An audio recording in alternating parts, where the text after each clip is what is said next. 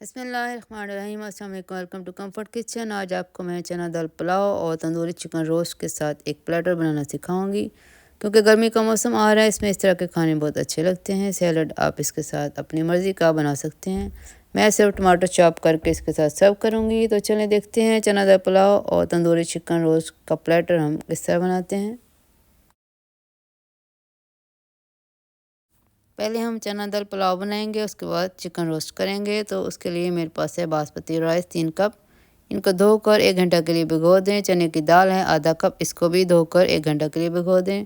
پانی ہے میرے پاس 4 کپ۔ درمیانے سائز کا ایک پیاز ہے سلائس کیا ہوا۔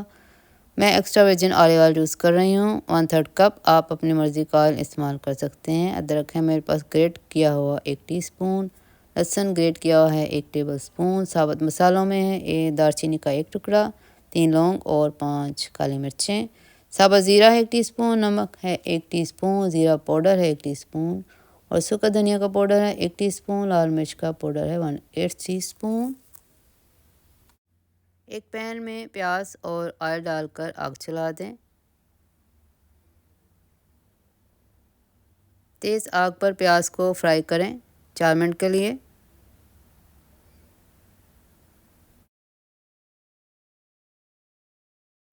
جب پیاز براؤن ہو جائے تو اس کے اندر 4 کپ پانی ڈالیں۔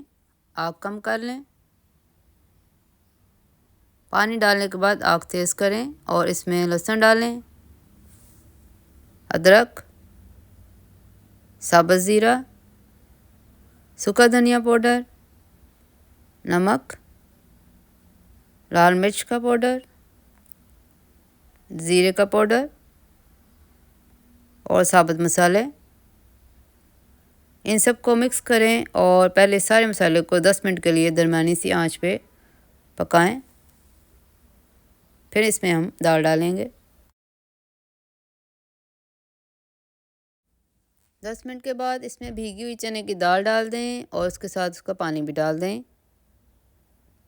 ان کو ڈھک کر تیز آگ پر ابلنے دیں اور 1 منٹ کے بعد جب یہ ابلنا شروع ہو تو اس کی آنچ ہلکی کر کے 25 منٹ کے لیے دال کو پکائیں۔ دال کو زیادہ نرم نہ ہونے دیں، بس یہ آدھی گلی ہوئی ہو، جیسے میں آپ کو اس طرح دکھانے لگی ہوں۔ دال کا دانہ دیکھیں پورا ہے اور یہ ذرا دبانے سے ٹوٹ رہا ہے۔ باقی کا یہ چاول کے اندر پکے گا جب ہم چاول کو دم دیں گے۔ اب اس کے اندر ہم چاول ڈالتے ہیں۔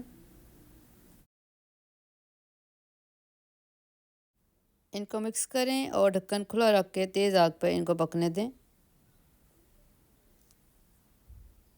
3 منٹ کے بعد دیکھیں چاولوں نے اور اچھا سا پانی ایبزارب کر لیا ہے۔ ابھی ہم ان کو 3 منٹ کے لیے اور اسی طرح ڈھکن کھلا رکھ کے پکائیں گے۔ اب اس اسٹیج پہ ہم اس کے اندر 1 ٹی اسپون ثابت زیرہ اور ڈالتے ہیں۔ آگ اس کی بہت کم کر دیں اور اس کو پھر کور کریں کچن ٹاول سے اور لڈ سے، اور اس کو ہم دم دیتے ہیں 14 منٹ کے لیے۔ اس کے اندر زیرہ ڈالیں، یہ آپشنل ہے لیکن اس سے یہ بہت خوشبودار اور بہت ذائقے دار ہو جاتا ہے۔ کور کریں اس کو اور اب اس کو 14 منٹ کے لیے ہم دم دیتے ہیں۔ 14 منٹ کے بعد ہمارا بہت مزے کا، بہت خوشبوؤں والا چنا دال پلاؤ تیار ہے۔ ہر طرف اس کی خوشبو پھیلی ہوئی ہے ماشاءاللہ۔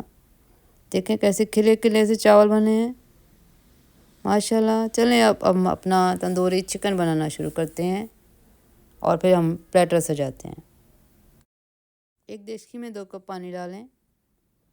اب اس کے اندر 1.5 پاؤنڈ چکن ڈالیں۔ میرے پاس فروزن ہے، آپ فریش بھی یوز کر سکتے ہیں۔ آگ چلا دیں اور اس کے اندر ہم ڈالیں گے تندوری چکن ہے شان کا مسالہ ہے تندوری چکن کا، یہ والا، یہ میں ڈالوں گی آدھا ٹی اسپون۔ اس کے علاوہ میں ڈالوں گی 1/4 ٹی اسپون لال مرچ کا پاؤڈر۔ نمک ہے آدھا ٹی اسپون۔ کالی مرچ ہے اس میں 1/8 ٹی اسپون۔ 2 ٹیبل اسپون میں اس میں آلیو آئل ڈال رہی ہوں۔ اس کو ڈھک کر تیز آگ پر ابلنے دیں۔ 4 منٹ کے بعد یہ ابلے گا، اس کے بعد اس کو 20 منٹ کے لیے پکنے دیں درمیانی سی آگ پہ۔ 20 منٹ کے بعد دیکھیں یہ کھل گیا ہے، اس کو ہم 30 منٹ کے لیے مزید پکائیں گے اسی طرح۔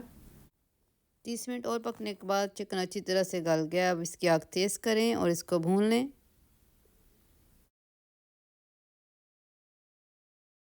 اس کو 6 منٹ بھوننے کے بعد دیکھیں یہ کتنا اچھا سا ہمارا تندوری چکن روسٹ تیار ہوا ہے ماشاءاللہ۔ دیکھیں کتنا مزے کا لگ رہا ہے۔ چلیں اب اپنا پلیٹر تیار کرتے ہیں ہم۔